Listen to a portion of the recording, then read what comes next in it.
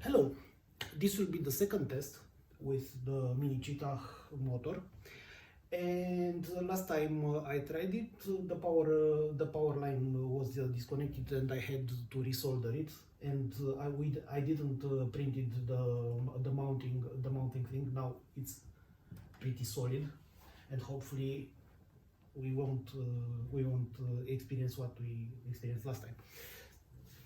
Let me show you what it's what. Here is the power supply. When I will put this on, the motor will be powered on. Here it is. Get the light out of the way. And here we have the CAN bus adapter and the Vimos D1 Mini that I will connect it here via USB extension cable.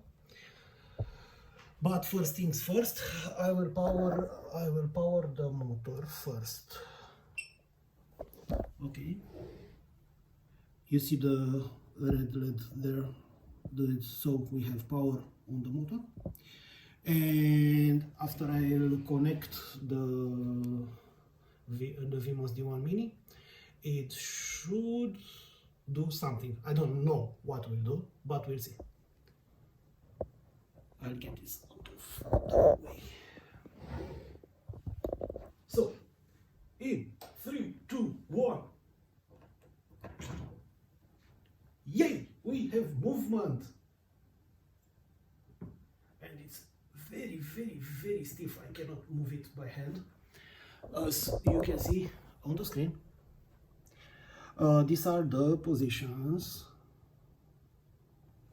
and as you can see, it's very, very, very, very stiff. I will have to play with the parameters, but first let me try something. I will power off the motor, and I will disconnect also the Arduino, and I will move by hand this one here.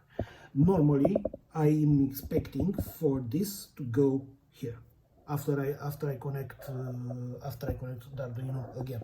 So again, power to the motors, long live the robots, and now let's see what's involved in it.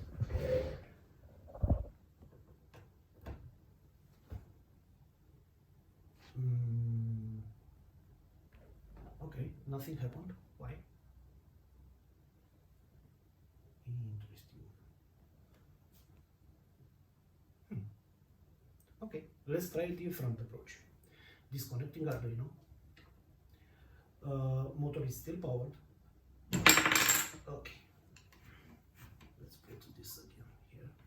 But unfortunately, the motor is still in motor mode, and I cannot move it by hand. This is not funny.